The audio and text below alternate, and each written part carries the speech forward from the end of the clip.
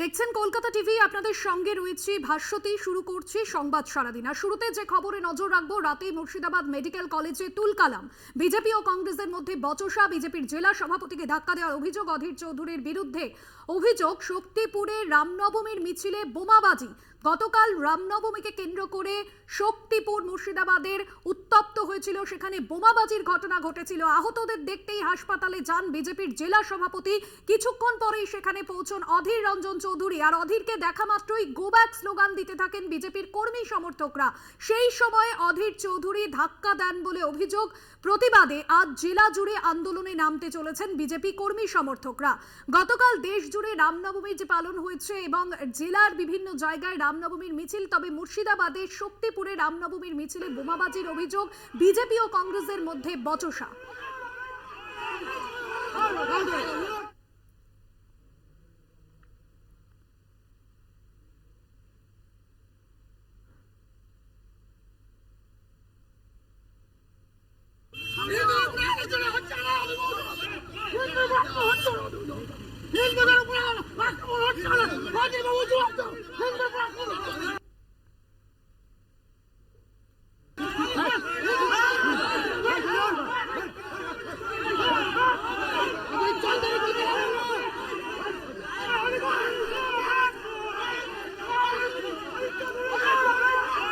আপনাদের দেখালাম সেই পরিস্থিতি। কল্যাণ চন্দ্র আমাদের প্রতিনিধি রয়েছেন ফোন লাইনে। কল্যাণ, অধীর চৌধুরী তিনি ধাক্কা মারলেন বিজেপির জেলা সভাপতিকে, ঠিক কি কারণে এই পরিস্থিতি তৈরি হয়েছিল গতকাল? দেখো ভাস্বতী, সেটা হচ্ছে গতকালকে রামনবমীর মিছিল ছিল গোটা রাজ্য জুড়ে এবং মুর্শিদাবাদ জেলাতেও বিভিন্ন এলাকায় এই রামনবমীর মিছিল হয় এবং শক্তিপুরে যে মিছিল হয়েছিল সেই মিছিলে গন্ডগোল শুরু হয় এবং বোমাবাজি শুরু হয়। ঘটনায় বেশ কয়েকজন আহত হন এবং যে আহতরা মুর্শিদাবাদ মেডিকেল কলেজ হাসপাতালে গতকাল রাত্রে ভর্তি হয়েছিলেন। তাদের দেখতে গিয়েছিলেন বিজেপি জেলা সভাপতি সাখারাব সরকার সহ তার অনুগামীরা। এবং এই ঘটনার পরেই, অর্থাৎ সাখারাব সরকার হাসপাতালে থাকার কিছুক্ষণের পরেই অধীর চৌধুরী ঢোকেন এবং অধীর চৌধুরী ঢুকতে কিন্তু সাখারাব সরকার তার কাছে দাবি তোলেন যে কেন এইভাবে আক্রান্ত হচ্ছে বিজেপির কর্মীরা, কেন ভাবে আক্রান্ত হচ্ছে মানুষজন, আপনি একজন এমপি, আপনি কি বলবেন। এই ঘটনার পরে কিন্তু অধীর চৌধুরী মেজাজ হারিয়ে তাকে ধাক্কা দেন এবং ঘটনাস্থলে কিন্তু উত্তেজনা তৈরি হয়। এবং আরো অভিযোগ যে অধীর চৌধুরী অনুগামী শিলাদিত্য হালদার বিজেপির কর্মীদের উপর তেড়ে যান, তাদেরকেও ধাক্কা দেন। এই ঘটনায় কিন্তু ব্যাপক উত্তেজনা ছড়িয়ে পড়ে এবং ঘটনাস্থলে পুলিশ নিয়ন্ত্রণ করলেও কিন্তু ঘটনা উত্তেজনা থেকেই যায়। এবং জেলা বিজেপি সভাপতির দাবি যে তাকে ধাক্কা মারা হয়েছে, তাকে মারধর করা হয়েছে, তিনি থানায় অভিযোগ দায়ের করবেন। এবং এই ঘটনার জেলা জুড়ে তারা আন্দোলন করতে চলেছেন। আজ দুপুরে বিভিন্ন কর্মসূচির সঙ্গে সঙ্গে রাস্তা অবরোধের কর্মসূচি নিয়েছেন বলে জানা গেছে। উল্টো দিকে তৃণমূলের দাবি, তৃণমূলের বহরমপুরের তৃণমূল পরিচালিত যে পুরসভা রয়েছে সেখানকার চেয়ারম্যান নারুগোপাল মুখোপাধ্যায়ের দাবি যে অধীর চৌধুরী একের পর এক এই ঘটনা ঘটিয়ে চলেছেন। কিছুদিন আগে তৃণমূল কর্মী বিভান দেখে তিনি মেরেছিলেন, হেনস্থা করেছিলেন এবং গতকাল রাত্রে বিজেপির লোকজনকেও তিনি ধাক্কা দিয়েছেন, যার ফলে অধীর চৌধুরীর বিরুদ্ধে এখনই 307 ধারায় মামলা করা উচিত এবং অধীর চৌধুরীকে গ্রেপ্তার করা উচিত। পাশাপাশি তিনি যে কেন্দ্রীয় নিরাপত্তা বাহিনী নিয়ে ঘুরছেন সেগুলো তুলে নেওয়া উচিত বলে দাবি করেছেন চেয়ারম্যান। উল্টো দিকে সাখারাব সরকারের বক্তব্য যে তিনি তার যেহেতু জনপ্রতিনিধি, প্রাক্তন সাংসদ হলেও 25 বছরের তিনি সাংসদ, তাকে বলার অধিকার তার রয়েছে কেন ভাবে আক্রান্ত হবে একটা মিছিলে, তারও দায়ভার রয়েছে।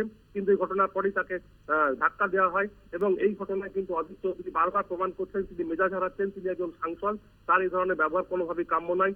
সেই প্রতিবাদে তারা যেমন বিক্ষোভ দেখাবে তেমনি আজকে থানাতে অভিযোগ করবে বলে জানিয়েছেন জেলা বিজেপি সভাপতি সাখারাব সরকার। ভাস্বতী, একদমই ধন্যবাদ জানাবো। কল্যাণ চন্দ্র আমাদের প্রতিনিধি ছিলেন ফোন লাইনে। গতকাল মুর্শিদাবাদের শক্তিপুরে রামনবমীর মিছিলে বোমাবাজি এবং তারপর আহত কংগ্রেস কর্মী সমর্থক, অর্থাৎ বিজেপির সঙ্গে কংগ্রেসের দীর্ঘক্ষণ বচসা হয়। আহত কংগ্রেস কর্মী সমর্থকদের দেখতে হাসপাতালে পৌঁছন অধীর রঞ্জন চৌধুরী। সেখানে বিজেপির জেলা সভাপতিকে রীতিমতো ধাক্কা দিলেন অধীর রঞ্জন চৌধুরীর বিরুদ্ধে এই অভিযোগই সামনে আসছে এবং যে ছবি আপনারা দেখছেন, রাতেই মুর্শিদাবাদ মেডিকেল কলেজে ঠিক এই পরিস্থিতি তৈরি হয়।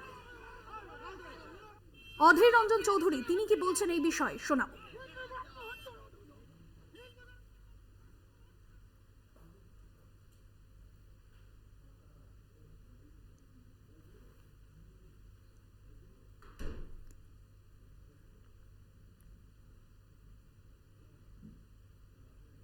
শক্তিপুরের কিছু মানুষ আহত হয়ে হাসপাতালে ভর্তি হয়েছে।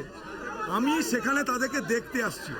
আমি মালদা থেকে ফেরার পথে রাস্তায় খবর পেলাম তাদেরকে হাসপাতালে দেখতে আসছি তারা কেমন আছে না আছে, চিকিৎসা তাদের ঠিক মতো হচ্ছে কিনা সেই জন্যে। এবার হাসপাতালে ঢুকতে এই বিজেপির কিছু নেতা হিন্দু কেন মার খাচ্ছে অধীর চৌধুরী জবাব দাও, বড় অদ্ভুত কথা। আমি মুর্শিদাবাদে বেঁচে থাকতে আমি মুর্শিদাবাদের দাঙ্গা হতে দেব না, মুর্শিদাবাদের দাঙ্গা রুখবো, তার জন্য যেখানে যেতে হয় সেখানে যাব। জবাব যাদের দিতে হবে তাদের কাছে জবাব চাও, নাটক করে লাভ নাই। আমি আসছি পেশেন্ট দেখতে, হাসপাতালের মধ্যে অধীর চৌধুরী গো ব্যাক, আর হিন্দু কেন মার খাচ্ছে অধীর চৌধুরী যা জবাব দেবে, এই বাদরামি করার জায়গা পাই না না। পাল্টা বিজেপির তরফে কি বক্তব্য উঠে আসছে বিষয়ে শোনাবো।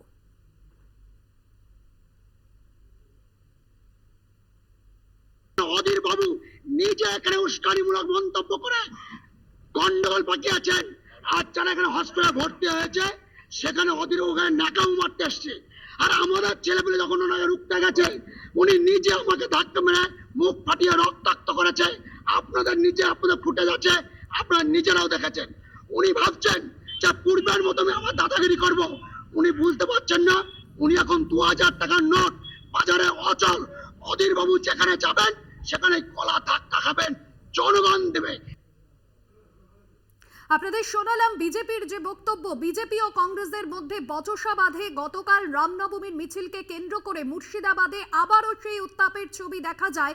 রামনবমীর মিছিলে বোমাবাজি এবং সেখানে বিজেপি কর্মী সমর্থক ও কংগ্রেস কর্মী সমর্থকদের মধ্যে দীর্ঘক্ষণ বচসা হাতাহাতি, আহত কংগ্রেস কর্মী সমর্থকদের তাদেরকে হাসপাতালে নিয়ে যাওয়া হয় এবং সেখানেই যান অধীর রঞ্জন চৌধুরী, বিজেপির জেলা সভাপতি। তিনি যখন সেখানে পৌঁছন অধীরকে দেখে গো ব্যাক স্লোগান দিতে থাকেন বিজেপির কর্মী সমর্থকরা। ঠিক সেই সময় বিজেপির জেলা সভাপতিকে রীতিমতো ধাক্কা মারতে দেখা যায় অধীর রঞ্জন চৌধুরীর। সেই ছবি আপনাদের সামনে তুলে ধরছি। অধীর রঞ্জন চৌধুরীর বিরুদ্ধে সেই অভিযোগ সামনে আসে।